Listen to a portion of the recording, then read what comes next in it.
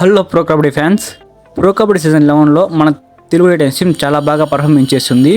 కానీ మన Telugu Titans team play ఆఫ్స్కు చేరుకోవాలంటే టాప్ 6లో ఉండాలి. ప్లే ఆఫ్స్కు చేరుకునే అవకాశాలు అయితే మన తెలుగు టైటన్స్ టీం కోల్పోతూ వస్తుంది. ఈ సీజన్లో మన టీం కెప్టెన్ అయినటువంటి పవన్ కుమార్ శ్రావత్ ఇంజురీ వల్ల కొన్ని మ్యాచ్లకు దూరం అయ్యాడు. ఆ టైంలో పవన్ కుమార్ శ్రావత్ లేనప్పటి నుంచి విజయ్ మాలిక్ కెప్టెన్సీ చేస్తూ మన తెలుగు టైటన్స్ టీంని విజయవంతంగా ముందుకు తీసుకొచ్చాడు.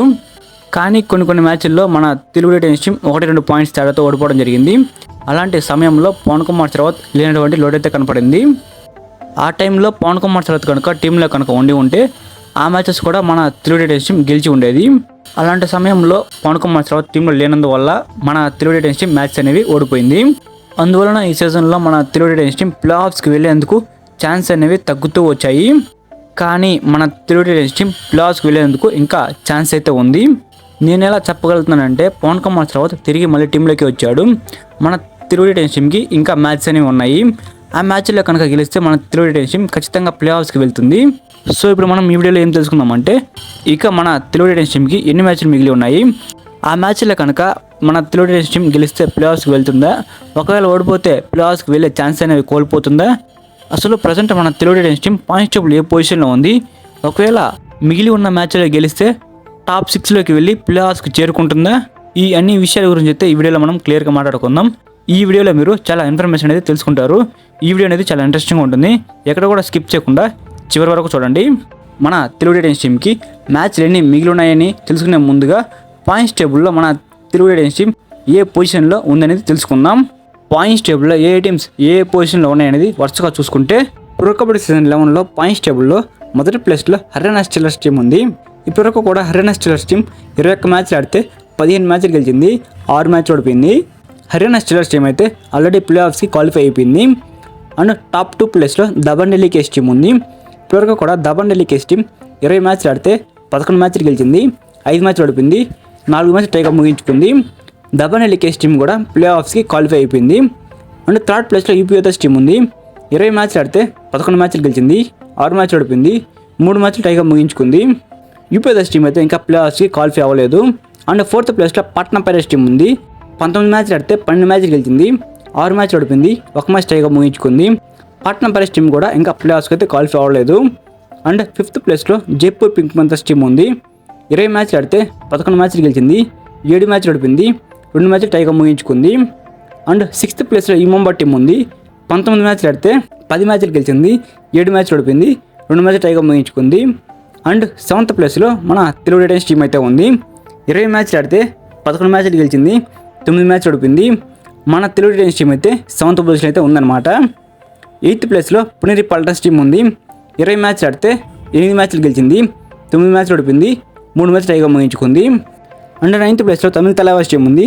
19 మ్యాచ్లు ఆడితే 6 మ్యాచ్లు గెలిచింది, 12 మ్యాచ్లు ఓడిపోయింది, 1 మ్యాచ్ టైగా ముగించుకుంది. అండ్ 10th ప్లేస్లో బెంగాల్ వారియర్స్ టీం ఉంది. 19 మ్యాచ్లు ఆడితే 5 మ్యాచ్లు గెలిచింది, 11 మ్యాచ్లు ఓడిపోయింది, 3 మ్యాచ్లు టైగా ముగించుకుంది. అండ్ 11th ప్లేస్లో గుజరాత్ జైన్స్ టీం ఉంది. 19 మ్యాచ్లు ఆడితే 5 మ్యాచ్లు గెలిచింది, 12 మ్యాచ్లు ఓడిపోయింది, 2 మ్యాచ్లు టైగా ముగించుకుంది. అండ్ 12th ప్లేస్లో బెంగళూరు బుల్స్ టీం అయితే ఉంది.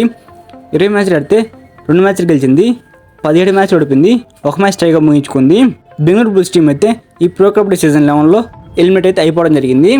సో ఇదనమాట ప్రో కబడ్డీ సీజన్ 11లో పాయింట్స్ టేబుల్లో ఏ టీమ్స్ ఏ పొజిషన్స్లో ఉన్నాయనేది. మన తెలుగు టైటన్స్ టీం అయితే ప్రజెంట్ 7th ప్లేస్ అయితే ఉంది. ప్లే ఆఫ్స్కి చేరాలంటే మన తెలుగు టైటన్స్ టీం టాప్ 6 అయితే ఉండాలి. ఇంకా మన తెలుగు టైటన్స్ టీంకి కేవలం 2 మ్యాచ్లు మాత్రమే మిగిలి ఉన్నాయి. ఒక మ్యాచ్ పాట్నా పైరేట్స్ టీంతో ఆడాల్సి ఉంది, మరొక మ్యాచ్ పునేరి పల్టన్స్ టీంతో ఆడాల్సి ఉంది. పాట్నా పైరేట్స్ టీం తోటి మన తెలుగు టైటన్స్ టీం డిసెంబర్ 18న పోటీ పడబోతుంది. అండ్ పునేరి పల్టన్స్ టీం తోటి మన తెలుగు టైటన్స్ టీం డిసెంబర్ 20న పోటీ పడబోతుంది. ఈ 2 మ్యాచ్లు అనేవి మన తెలుగు టైటన్స్ టీంకి చాలా కీలకంగా అయితే మారబోతున్నాయి.